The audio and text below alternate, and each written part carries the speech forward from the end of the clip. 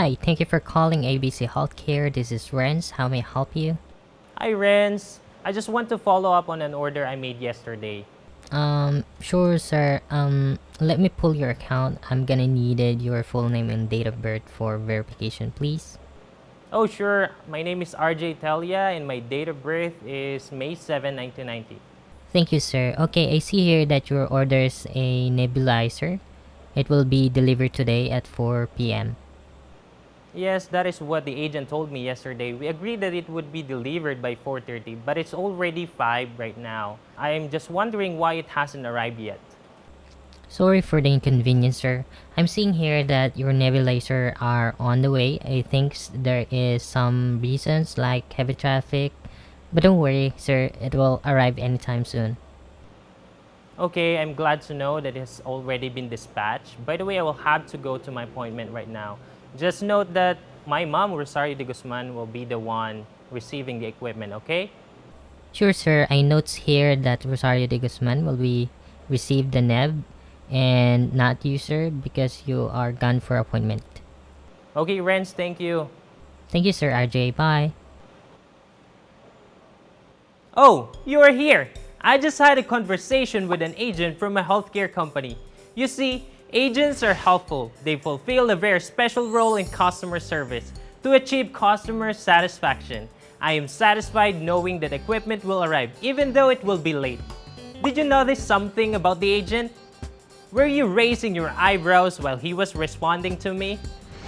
Before anything else though, I would like to commend him for being kind and reassuring. He was able to address my concern right away, but he sounds a little odd to me. Was he not? I believe it is because of some minor grammar mistakes, but please do not get me wrong. I'm not being the grammar police in this situation. I just want to make a point that even though you are able to carry on a conversation in English where you are understood, even minor grammar errors can give the other person negative impression about you. Well, anyway, since we are talking about grammar, let us dive a little bit deeper into the subject matter. I am Teacher T and I'm welcoming you all to the 5th episode of TLE, Making Life Easy.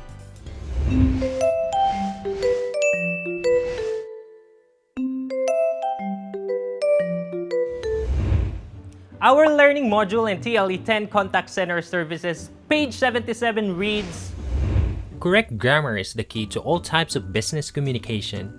It keeps us from being misunderstood and lets us express ourselves and our ideas more effectively. As a contact center representative, you speak and communicate on behalf of your company. Your communication skills reflect the quality and standards of your company. Hence, it is important to be mindful of your grammar all the time. How do you feel now, knowing that you will be representing your company in the future? Pressured? Excited? It depends, right? If you're confident that your grammar is already acceptable, you will definitely be excited. But if you feel that your grammar is a little problematic, it is like a heavy burden to bear, is it not? Do not worry though, you have the luxury of time. Just make sure to apply everything we will be learning from this day forward. And everything you will learn in our sessions will prepare you for a contact center job. Aside from the structure of the sentence that we discussed in the last episode, you have to be mindful of the agreement of the subject and the verb in a sentence. Let us examine this statement from the agent I was speaking with earlier. Sorry for the inconvenience, sir. I'm seeing here that your nebulizer are on the way. Where is the error here? Yes, the agent is talking about the nebulizer, specifically of the one nebulizer that I ordered. So, the use of the verb are is not correct. Why it is wrong? Let us understand the basic subject-verb agreement rule to find out why. The most basic subject-verb agreement rule is that subjects and verbs must agree in number, singular or plural, and in person, the first, second, and the third person. By the way, do you know that our most common subject-verb agreement mistake happens in the present tense? Why? This is because it's the only simple present tense that has two tense forms. Do you remember these two forms? Here's how. To form the present tense form of the verb, you must first identify the number, singular or plural, and the person of the subject if it is in third person. Why? It's because it is only the third person singular subject that uses the S or ES form of the present tense verb. All the other subjects use the base form of the verb. Therefore, you need to know what your third person singular subjects are. They are quite easy to remember. You only have two types of third person singular subjects, pronouns and nouns. As far as third person singular pronouns are concerned, you will only need to remember three of them. They are he, she, and it. And what about nouns? Just remember that all singular nouns are third person singular subjects. They are the only subjects that require the S or ES form of the verb in the present tense. However, our sentence, "I'm seeing here that your nebulizer are on the way," is using one of the most complicated verbs in English. Do you know what verb this is? It is the be verb. I want you to really understand this verb because it has so many forms. Let us look at this table of the be verb. Let us complete the present, past, and future tense columns with the correct forms of the be verbs in all these tenses. Be has three present tense forms. They are am for the first person singular pronoun I, are for the second person singular pronoun you, and for all the plural pronouns we, you, and they, and plural nouns, example, nebulizers. And is for the three third person singular pronouns he, she, it, and all singular nouns, example, nebulizer. It has two past tense forms. They are was for all singular pronouns and nouns, and were for all plural pronouns and nouns. It only has one future tense form. We form the future tense of be by just adding the modal will to it. So the future tense of be is will be, and the same form is used for all singular and plural pronouns and nouns. Isn't it amazing that all these words, am, are, is, was, were, and will be, share the same base form be? So, to correct "I am seeing here that your nebulizer are on the way," we would replace the plural form are with its singular form is, because the subject nebulizer is a singular noun. Our sentence now looks this way: "I am seeing here that your nebulizer is on the way." A useful tip to remember: there is only one past tense form and one future tense form for each verb, whether the subject is singular or plural, and whether it is in first, second, or third person. The only exception is the be verb, which we just discussed. This means that as far as subject-verb agreement is concerned, we don't have to worry too much about our verbs not agreeing with their subjects in simple past and simple future sentences. Again, subject-verb agreement simply states that the subject and the verb must agree in number. This means that a singular subject takes a singular verb, while a plural subject takes a plural verb. Examples: singular, the customer calls the hotline. Plural, the customers call the hotline. Let us learn and remember these basic rules of subject-verb agreement. Number 1. A phrase or clause in between the subject and the verb does not change the number of the subject. Examples: letter A. Charles, the agent who won many times, is my team leader. Charles A proper noun, though ends in es, is a singular subject, so we use the linking verb is, which is a singular verb. Letter B. The calls from that department are already escalated. In this sentence, we might confuse department to be the subject because it is closer to the linking verb are. But do not get confused because you just have to determine what is being referred to in the sentence, regardless if it's closer or farther away from the verb. So, the calls, a subject that is plural would take are, which is a verb or linking verb that is plural. Number 2. Indefinite pronouns as subject. Some indefinite pronouns require singular verb, while others require plural verbs. Letter A. Singular indefinite pronouns take singular verb. Each, either, neither, one, no one, nobody, nothing, anyone, anybody, anything, someone, somebody, something, everyone, everybody, everything. Example, no one is allowed to put the customer on hold for more than 2 minutes. Letter B. Plural indefinite pronouns use plural verbs. Several, few, both, many. Example, several customers are ordering the mattress using a coupon. Several customers, plural, are, plural. Many accounts update today. Many accounts, plural subject. Update, plural verb. Letter C. Some indefinite pronouns may either be singular or plural, like some, any, most, and all. If used with mass nouns, use singular verb. Examples, most of my water has been spilled. We cannot count water unless we put it in a container, so it will take singular verb has. If used with count nouns, use plural verb. Most of my coworkers are late. Apparently, most of my coworkers is a plural subject, therefore, it takes plural verb. Number 3. Compound subjects. Letter A.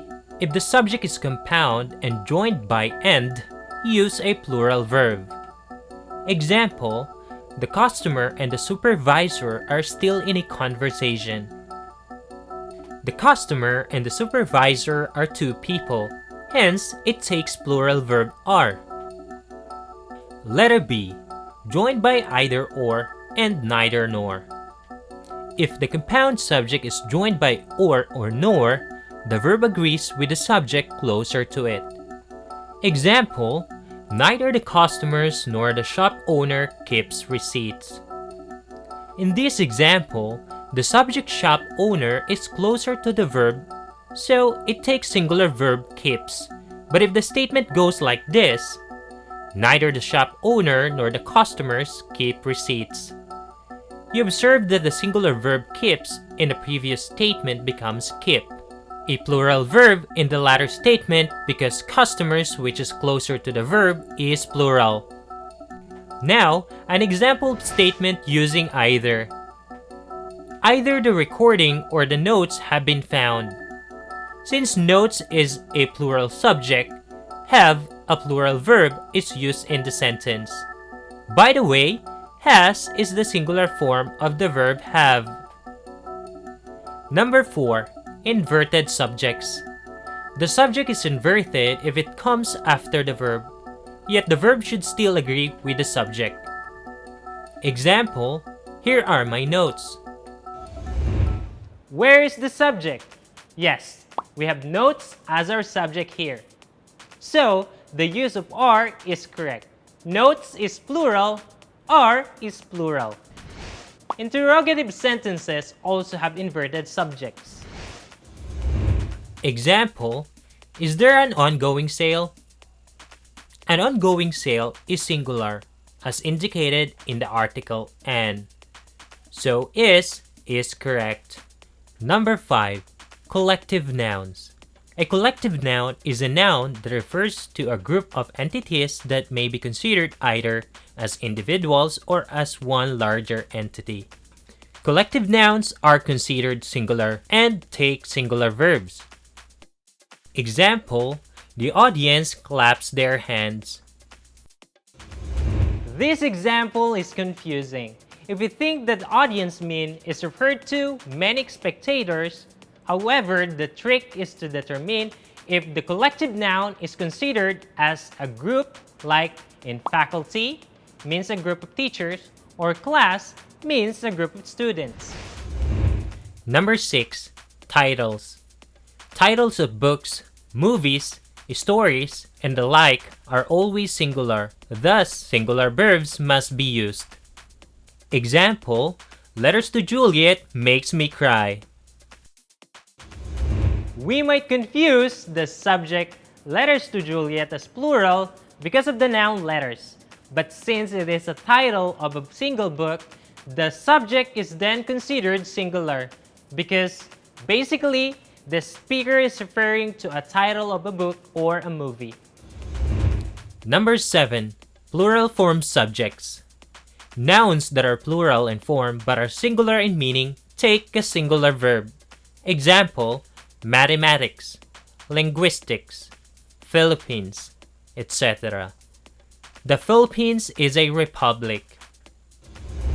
This is an exception to the rule where it says that noun ending in es or s is plural, because there are nouns that are singular but end in an s.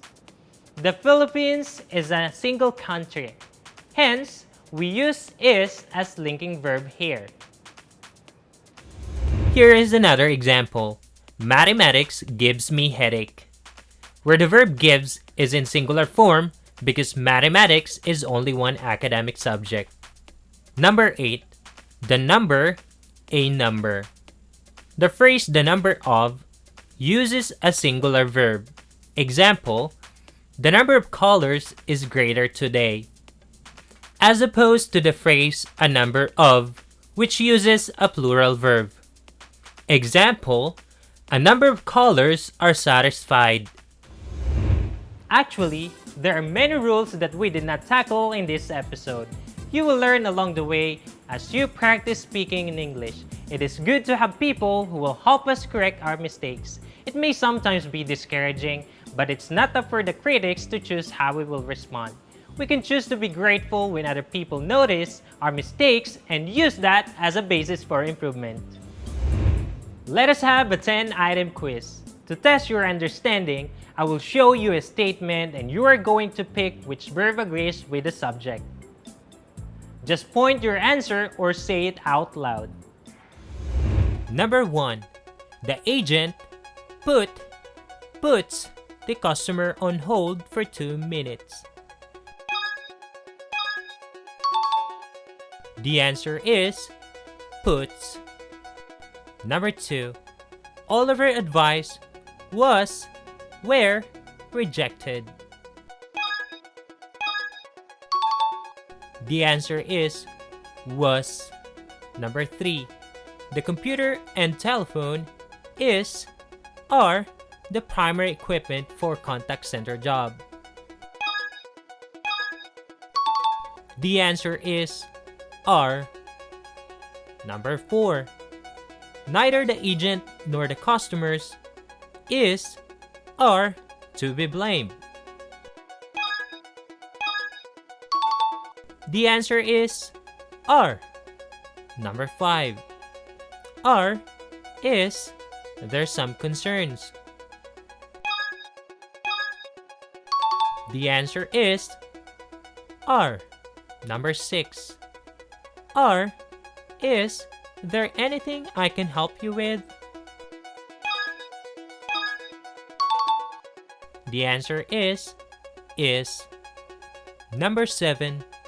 The 7 habits of highly effective people helps develop a positive attitude and behavior. The answer is helps. Number 8. The team hopes to have new project? The answer is hopes. Number 9. A number of applicants were hired yesterday. The answer is where. Number 10. The number of satisfied customers have increased since we transitioned to a new system. The answer is has. How many wrong answers have you got? Well, I'm expecting that you will say nothing.